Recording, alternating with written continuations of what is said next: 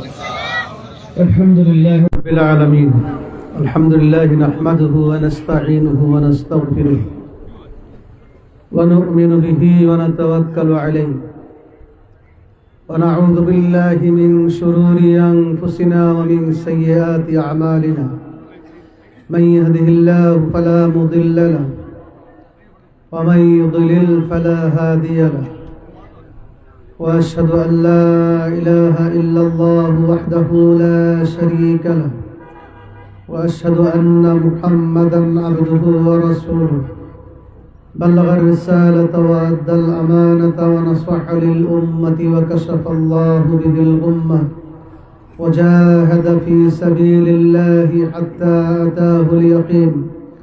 فصلوات ربي وسلامه عليه وعلى آله وأصحابه ومن تبعهم بإحسان إلى يوم الدين. أما بعد فأعوذ بالله من الشيطان الرجيم. إن الدين عند الله الإسلام. وقال تعالى إن الذين آمنوا وعملوا الصالحات إنا لا نضيع أجر من أحسن عملا. وقال النبي صلى الله عليه وسلم بني الإسلام على 5: شهادة أن لا إله إلا الله وأن محمدا رسول الله وإقام الصلاة وإيتاء الزكاة وصوم رمضان والحج. سبحانك لا علم لنا إلا ما علمتنا إنك أنت العليم الحكيم. বেরেলি বাজার ইত্তেহাদুল মুসলিমিন পরিষদ কর্তৃক আয়োজিত 2 দিন ব্যাপী তাফসীরুল কোরআন মাহফিলের আজকে প্রথম দিনে মুহতারাম সদরে জলসা হযরত উলামায়ে কেরাম, উপস্থিত সুধী মণ্ডলী, সর্বস্তরের ধর্মপ্রাণ মুসলমান ভাইরা, পর্দানিশীন মা ও বোনেরা, প্রথমে আপনাদেরকে একটা সুসংবাদ জানাই। এই যে আমরা মাহফিলের বিরতি দিয়ে জানাজার নামাজ আদায় করলাম, জানাজার নামাজের কি বিনিময় কি পাইলেন? বুখারী শরীফের হাদিস, আল্লাহ রাসূল বলেন মানিত্তাবা জানাজাতা মুসলিম হাত্তা ইউসাল্লি আলাইহা ফালাহু কিরাত। জানাজার পিছে পিছে এসে যে ইউদফান, জানাজার নামাজ পড়ে দাফন পর্যন্ত যদি জানাজার সাথে, লাশের সাথে থাকে, দাফন করে বাড়িতে ফিরে, তাকে আল্লাহ তাআলা 2টা উহুদ পাহাড় সমান নেকি দান করবেন। আল্লাহ তাআলা আমাদের সবাইকে তৌফিক দান করুন। একটু আমল সওয়াব কত বড়! এই যে মাহফিলে বসছেন, বসে আছেন, কিন্তু চলে যাওয়ার সময় একটা বহুত বড় পুরস্কার দেওয়া হবে।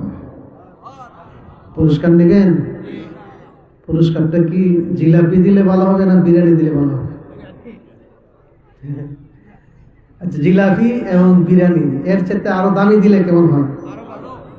আল্লাহ বলবেন ইন্নী উশহিদুকুম আন্নী ক্বাদ গাফারতু লাহুম। এটা হলো সুন্নত তরিকা। সুন্নত তরিকা ইখলাসের সাথে صلى العشاء في جماعة فكأنما قام نصف الليل। যে এশার নামাজ জামাতের সাথে আদায় করবে, অর্ধেক রাত দাঁড়ায়া দাঁড়ায়া নামাজ পড়ার সওয়াবে ভাগী হয়ে যাবে। মানে সূর্যাস্ত থেকে নিয়ে অর্ধেক রাত পর্যন্ত একটানা দাঁড়ায়া দাঁড়ায়া নফল নামাজ পড়লে যেই সওয়াব, শুধু এশার নামাজের 4 রাকাত জামাতে আদায় করলে সেই সওয়াব। পুরস্কার ইন্না লা নুদিউ আজরা মান আহসানা আমালা। আরেকটু শুনেন, ওমান সাল্লা সুবহা ফি জামাআহ ফাকান্নামা কামা আল-লাইলা কুল্লাহ। এশার নামাজ জামাতে পড়েছেন, আবার ফজর নামাজও জামাতে পড়ার নিয়ত আছে তো? মাহমুদ সাহেব আমাকে সকালে যায় বলে কি, আপনাকে নিয়ে যাওয়ার জন্য বিয়ানী বাজার থেকে আমাকে পাঠাইছে। আমার মনে বাড়ি খেল, আমি 8 দিন যাবৎ অ্যান্টিবায়োটিক খেতেছি, ঠান্ডা, কাশি, জ্বর এখনো কমতেছে। আবার সকাল ভোর 7টা বাজে ঢাকাতে হায়াতুলিয়া আমাদের দাওরার পরীক্ষা চলতেছে, সেটা মনিটরিং করতে হয় আমাদেরকে। সবকিছু ভাবে আসছি, দোয়া চাই আল্লাহ যেন আমাকে সুস্থ করে দেন। লম্বা কথা বলবো না। ইসলাহুল মুসলিমিন না ইত্তেহাদুল মুসলিমিন, মুসলমানদের ঐক্যের প্রয়োজন আছে। আছে কি আছে না? দুশ্মনরা কিন্তু মাথা চাড়া দিচ্ছে। ইহুদিবাদ, ইসরায়েল বাইতুল মাকদেস দখল করে রাখছে। দেশেও বর্তমান সরকার, যে সরকারের পিছনে আলেম উলামাদেরও রক্ত আছে। কথা ঠিক না ঠিক? এই সরকারকে ব্যর্থ করার জন্য, দেশে বিশৃঙ্খলা সৃষ্টি করার জন্য কেহ কেউ চেষ্টা করে, বাহির থেকেও উস্কানি দেয়। এই মুহূর্তে আমরা সকলে ঐক্যবদ্ধভাবে সকল দুশ্মনের মোকাবেলা করতে হবে। গত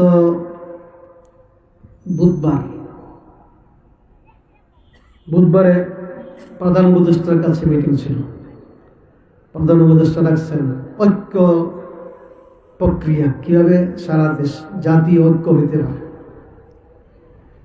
আমাদেরকে দাওয়াত দিচ্ছে, গেছি। 105 জনকে দাওয়াত দিচ্ছে, সব দল, একটা দল বাদে সমস্ত দলের নেতাকর্মী, বিএনপি, জামাত সহ সবাই দাওয়াত দিচ্ছে। আমাদেরকে হেফাজতে ইসলাম হিসেবে দাওয়াত দিচ্ছে।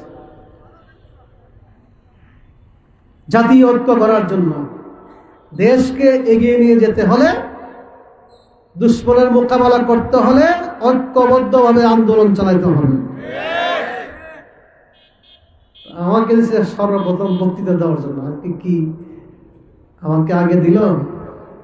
আমি একটা কথা বলেছি, ঐক্য ছাড়া সফলতা আসবে না। কিন্তু ঐক্য হবে কিভাবে? একদল কইব যে আমার নীতির উপর ঐক্য করতে হবে, আরেক দল না আমার নীতির উপর ঐক্য হইতে হবে। যার যার দলের স্বার্থে কথা বলবে। এই জন্য আল্লাহ বলছেন ঐক্য হবে, ওয়াতাসিমু বিহাবলিল্লাহি জামিআন ওয়া লা তাফাররাকু। কোন মানুষের, কোন দলের মন্ত্রতন্ত্রের দ্বারা ঐক্য হলে চলবে না। ঐক্য হইতে হবে কুরআন সুন্নাহর ভিত্তিতে। আমি প্রথম কথাই বলছি, ঐক্য হইতে হবে। এই জন্য আমরা আসছি, প্রধান উপদেষ্টা আমাদেরকে দাওয়াত দিচ্ছে, আমরা ঐক্য হইতে প্রস্তুত। কিন্তু মানুষ রচিত কোন সংবিধানের মাধ্যমে ঐক্য হলে সফলতা আসবে না। ঐক্য হইতে হবে কোরআন সুন্নাহ মোতাবেক, ইসলামের ভিত্তিতে হইতে হবে। অতএব হবে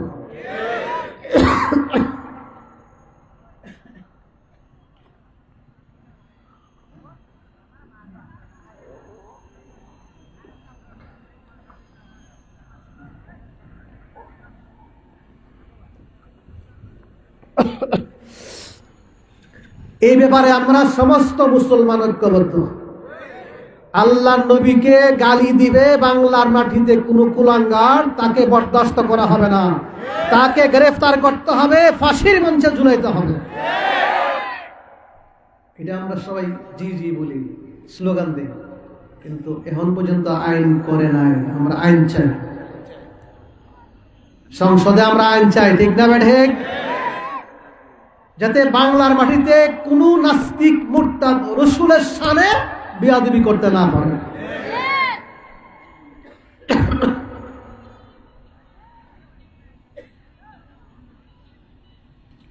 কারণ রাসূল আমাদের কাছে আমাদের জীবন থেকে বেশি প্রিয়। ঠিক না ভাই? ঠিক। বুখারী হাদিস, লা ইউমিনু আহাদুকুম হাত্তা আকুনা আহাব্বা ইলাইহি মিন ওয়ালিদিহি ওয়া ওয়ালাদিহি ওয়ান নাসি আজমাইন। রাসূলকে শুধু মহব্বত করলেই হবে না, রাসূলকে মহব্বত করতে হবে নিজের বাবা মা থেকে বেশি, সন্তান থেকে বেশি, সমস্ত মানুষ থেকে বেশি। আরেক হাদিসে বলেছেন নিজের প্রাণ থেকে বেশি মহব্বত করতে হবে। আল্লাহর কসম, আমরা আমাদের নবীকে আমাদের প্রাণ থেকে, জীবন থেকে বেশি ভালোবাসি। অথবা আমি আমার জীবন যেতে পারে, রাসূলকে কটূক্তি করা যেতে পারে না।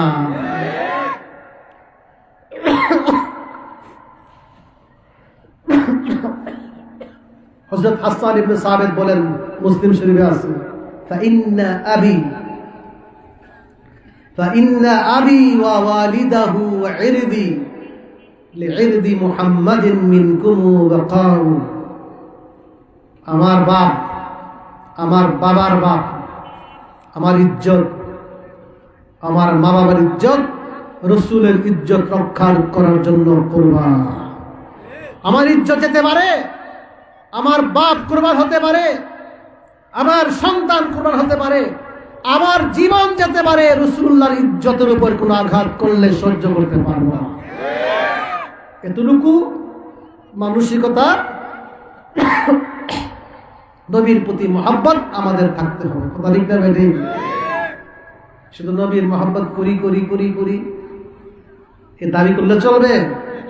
তাসির রাসূলা ওয়া আনতা তুযহিরু হুব্বাহু লামরি ইন্না যালিকা ফিল ফিআলি বদীউ। রাসূলের মহব্বত করে সবাই, ঠিক না ঠিক? বেনামাজিও রাসূলকে মহব্বত করে।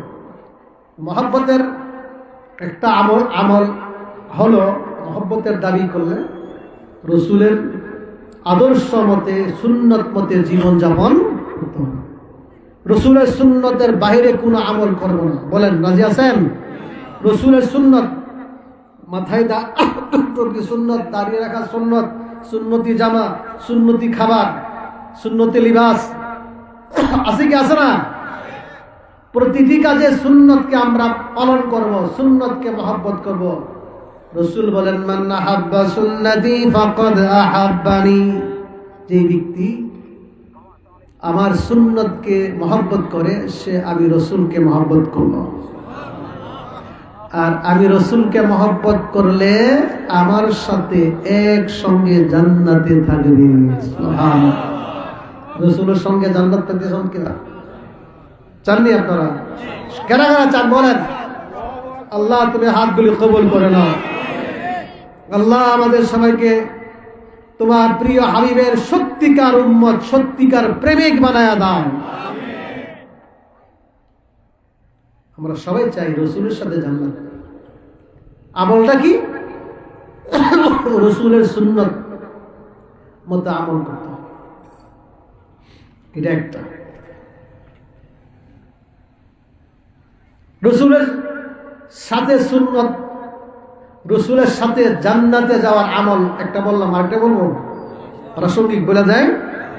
তিরমিজির হাদিস, আউলান নাসি বি ইয়াউমাল কিয়ামা আকসারুহুম আলাইয়া সালাহ।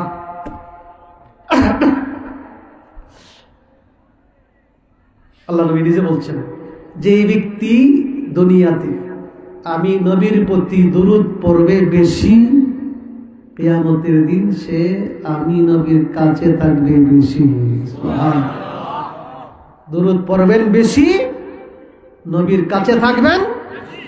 আল্লাহ নবীর কাছে থাকতে রাজি আছেন জান্নাতে ইয়াউমুল কিয়ামা। কিয়ামতের দিন যদি, কিয়ামতের কঠিন জীবন, ভয়াবহ অবস্থার মধ্যে রাসূলের কাছে যদি আমি থাকতে পারি, আমার ভয় আছে? নম্বর 2, আরেকটা বলবো, মানে রাসূলের সাথে জান্নাত পাওয়ার আমল।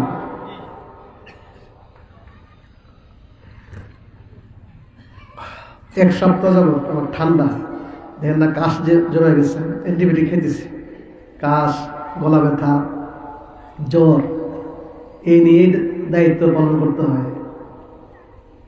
3 নম্বর একটা আমল, রাসূলের সঙ্গে জান্নাত পাওয়ার আমল, তিরমিজির হাদিস, ইন্না মিন আহাব্বিকুম ইলাইয়া ওয়া আকরাবিকুম মিন্নি মাজলিসান ইয়াউমাল কিয়ামা আহাসিনাকুম আখলাকা।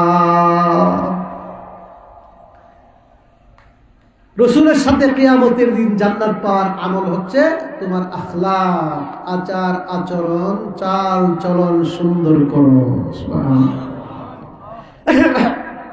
আখলাক মানে চাল চলন।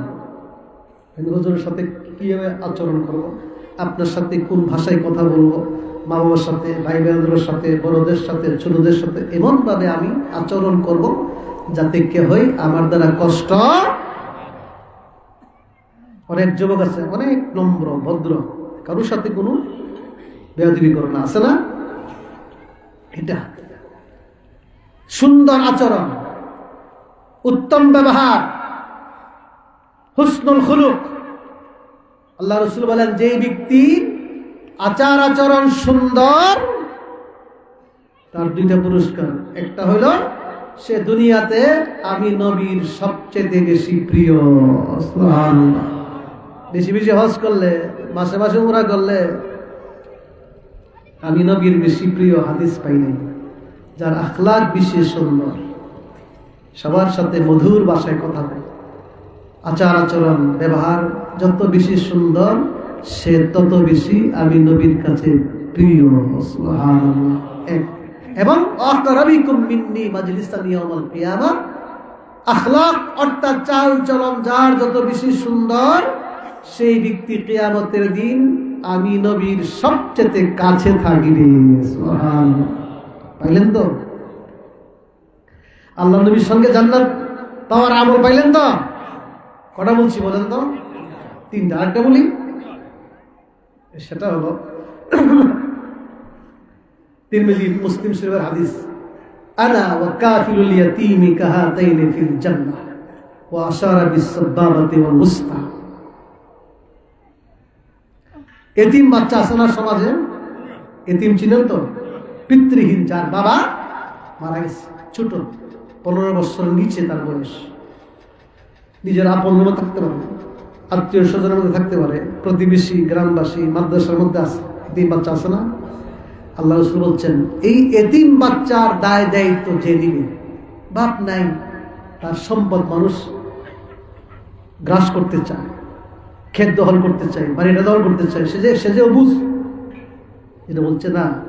এতিম বাচ্চাকে যে ব্যক্তি লালন পালন করবে, তার দেখাশোনা করবে, তার খাবার দাবার, লিবাস পোশাক, পড়া লেখা, তার যা সয় সম্পদ, এগুলো দেখাশোনা যে করবে, আমি রসুলের সাথে ঠিক 2 আঙ্গুলের মতোই পাশাপাশি জান্নাতে থাকবে। সুবহানাল্লাহ। একবারে আল্লাহ নবী আঙ্গুল মোবারক ধরে দিয়েছেন, এই 2টা আঙ্গুল যেমন কাছাকাছি, এতিম বাচ্চাকে লালন পালনকারী আমি নবীর সঙ্গে জান্নাতে পাশাপাশি থাকবো।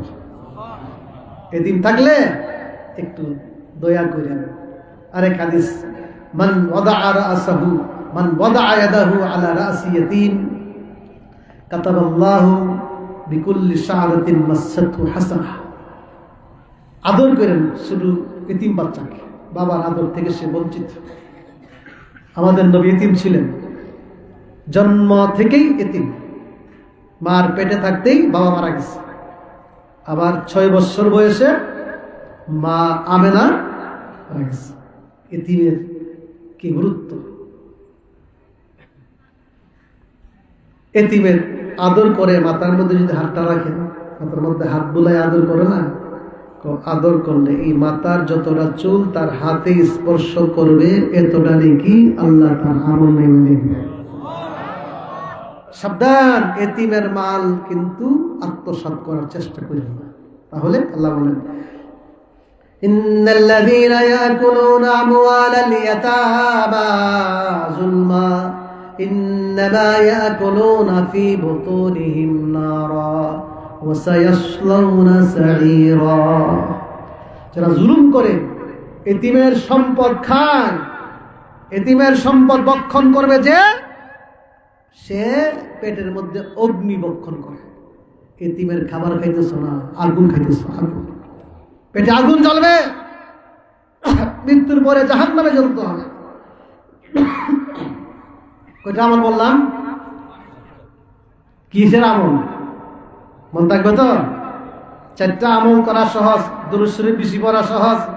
এতিমকে থাকলে আজকে থেকে খুঁজেন, মাদ্রাসা যায় বলেন হুজুর একটা এতিম ছাত্র দেন, আমি তার লেখাপড়া খাবার দাবার সব খরচ চালাবো।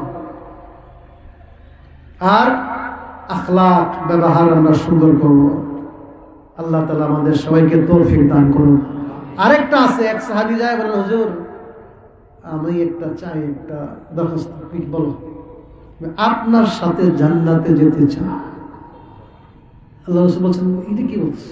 আবা গায়রা যালিক, অন্য কিছু চাও তো? নামে কিছু চাই না, সম্পদ চাও, টাকা পয়সা চাও, অনুদান চাও, আমি দিব। এটা তো কঠিন না, আমি এটি চাই, আপনার সঙ্গে জান্নাত চাই। আল্লাহু আকবার। পীরে পীরির পরে বলছে ঠিক আছে, আইন্নি বিকাশাতিস সুজুদ, বেশি বেশি নামাজ সেজদার মাধ্যমে আমাকে সহযোগিতা কইরো।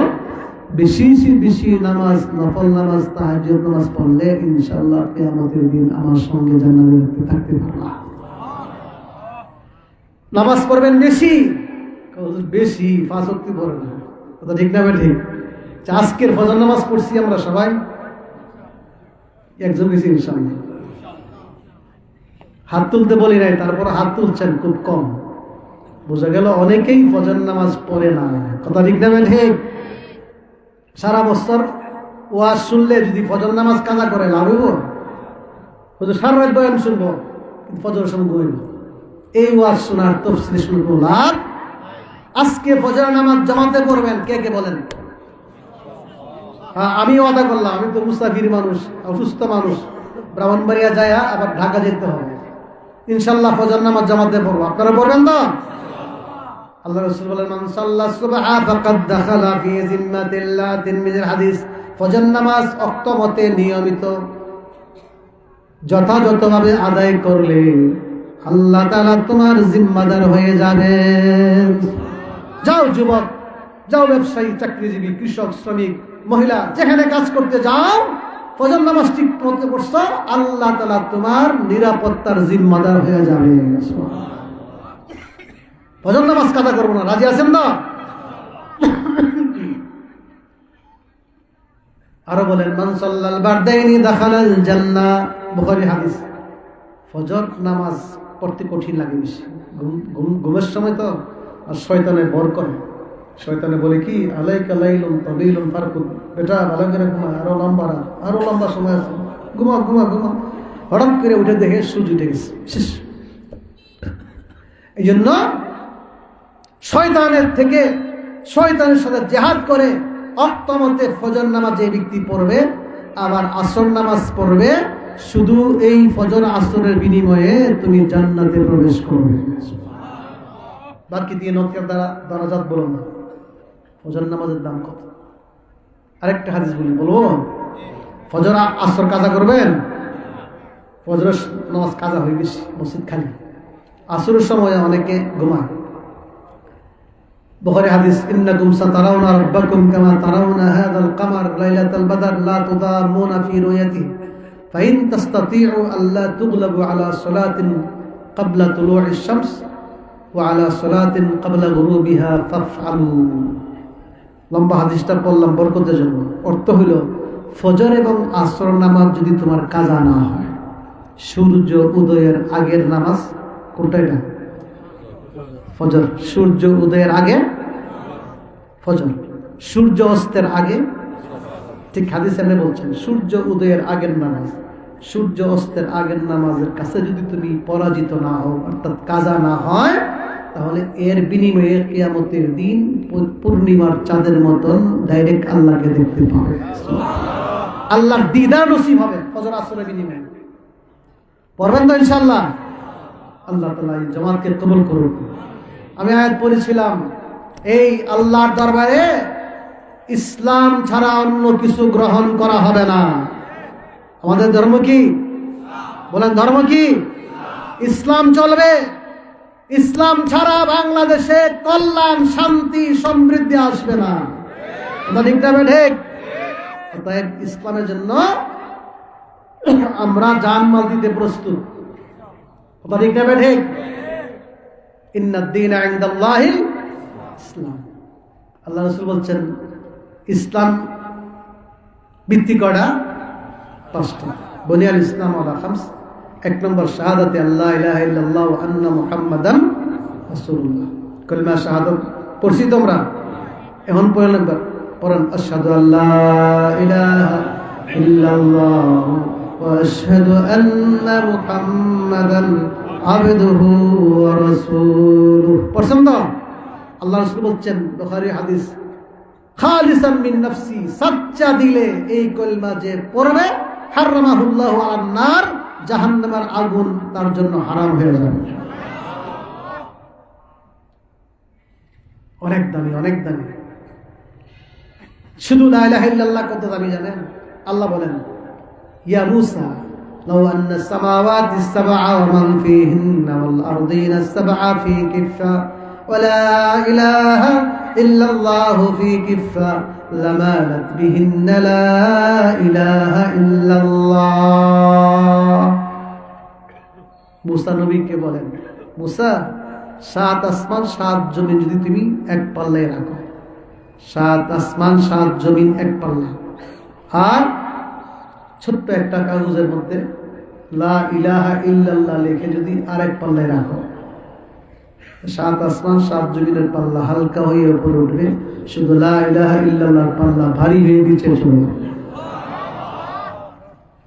এই লা ইলাহা ইল্লাল্লাহকে রক্ষা করতে হবে, লা ইলাহা ইল্লাল্লাহকে রক্ষা করতে হবে, মুহাম্মাদুর রাসূলুল্লাহকে রক্ষা করতে হবে। আল্লাহর শানে বেয়াদবি চলবে না, রাসূলুল্লাহর শানে বেয়াদবি চলবে না। বলছিলাম রাসূলের মহব্বত একটা হলো সুন্নতের ইত্তেবা, আর একটা হলো রাসূলের উপর কোনো আঘাত আসলে, রাসূলের দ্বীনের উপর, রাসূলের শরীয়তের উপর, রাসূলের উপর কেহ যদি কোনো কটূক্তি করে গালি দেয়, তখন তার প্রতিবাদ করা, প্রয়োজনে রক্ত দেওয়া, প্রয়োজনে জীবন দেওয়া, এটা ঈমানি দাবি। কথা ঠিক না ঠিক? রাসূলকে গালি দিলে মাদ্রাসার হুজুরের নেমে যায়, এর কাম নাই, অনেকে বলে না, এটা কি কোনো গদির লেগে নামে? তারা জানে রাসূলের প্রেম ছাড়া প্রকৃত মুসলমান হওয়া যায় না। হে রাসূলকে গালি দিলে ঈমানি দায়িত্ব প্রত্যেক মুসলমান তার প্রতিবাদ করা। এই জন্য আমরা নামি। কথা ঠিক না ঠিক?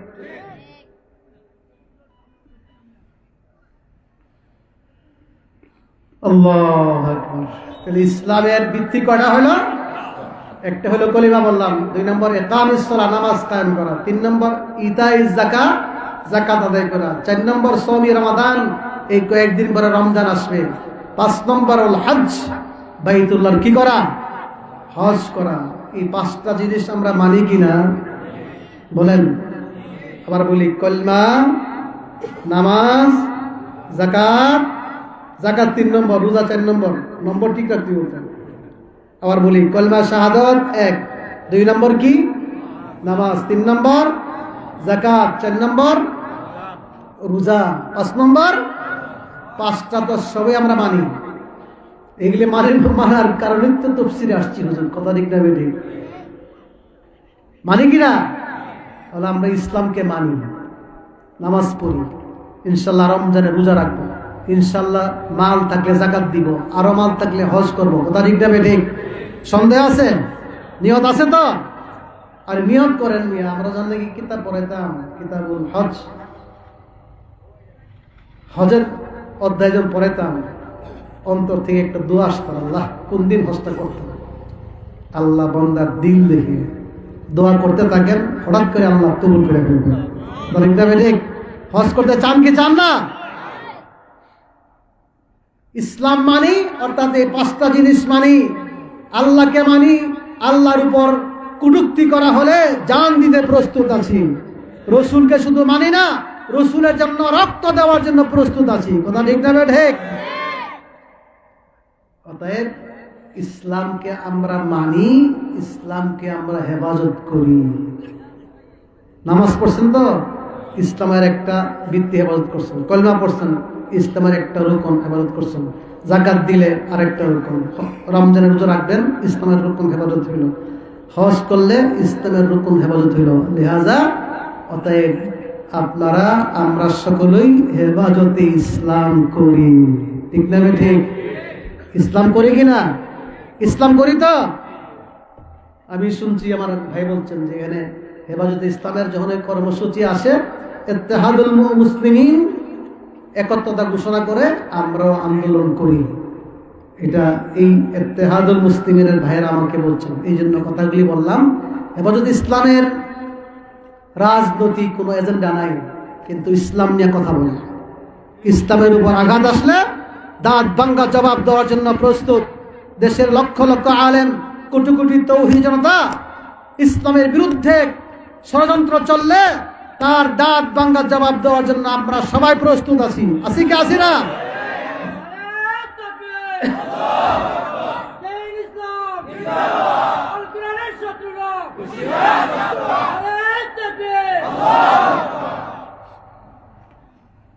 এই কথাগুলি বলার জন্য আমরা ইসলাম, কে কোন বংশের, কে ধনী কে গরিব তা জানি না।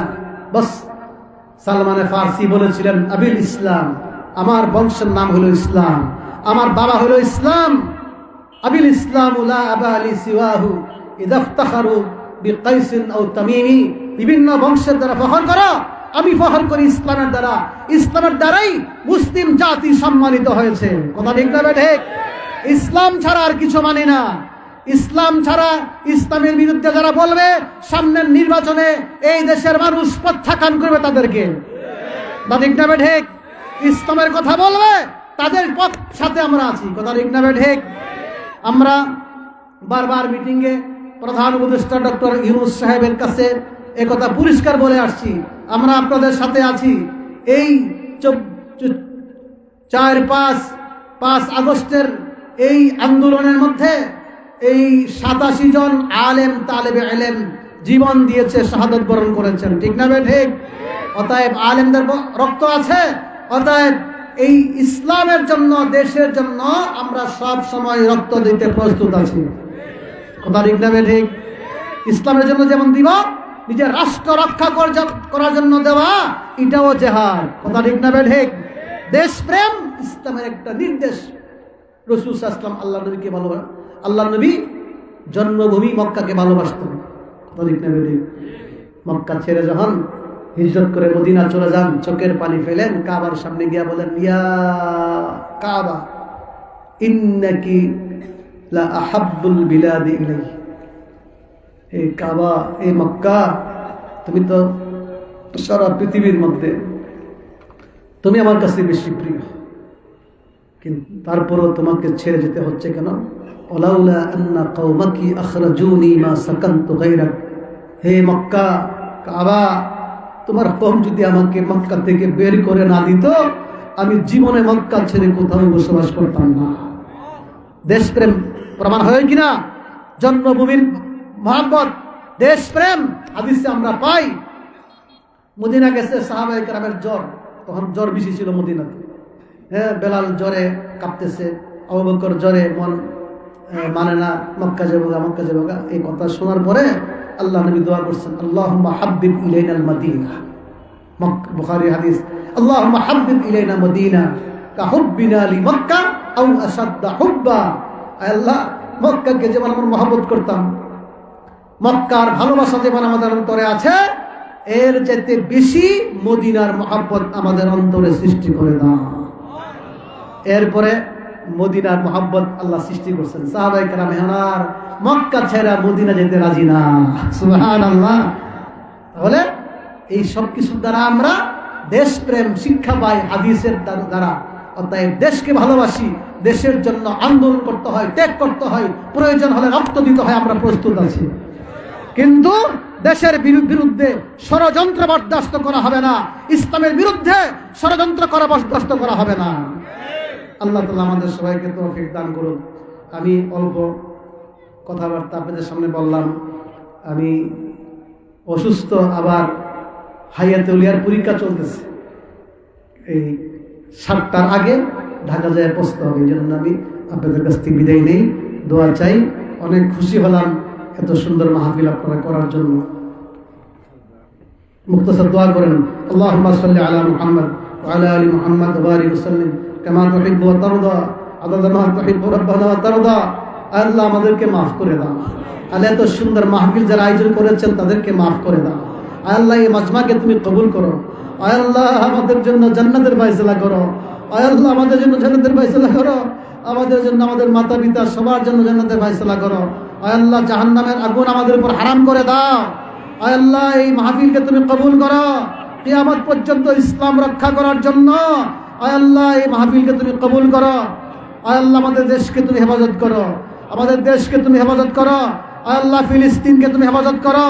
ফিলিস্তিনের দুশ্মন, মানবতার দুশ্মন, তোমার দুশ্মন, রসুলের দুশ্মন, ইসলামের দুশ্মন ইসরায়েলকে খতম করে দাও। আল্লাহ ইসরায়েলকে ধ্বংস করে দাও, ইসরায়েলকে ধ্বংস করে দাও।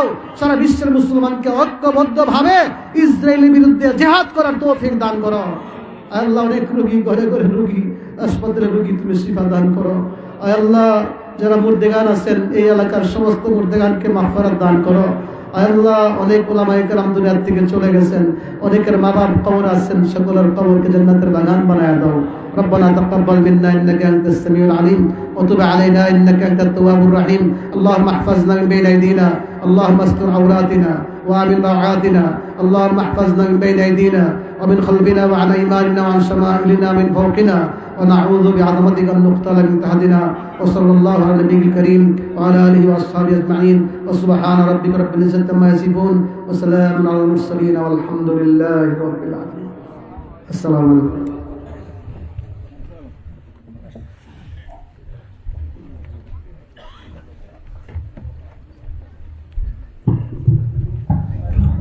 আলহামদুলিল্লাহ, আমরা হুজুরের সাথে কথা ছিল যে হুজুর আসবেন, শুধু দোয়া করে চলে যাবেন। আলহামদুলিল্লাহ, হুজুর অনেকক্ষণ আমাদেরকে নসিহত করেছেন।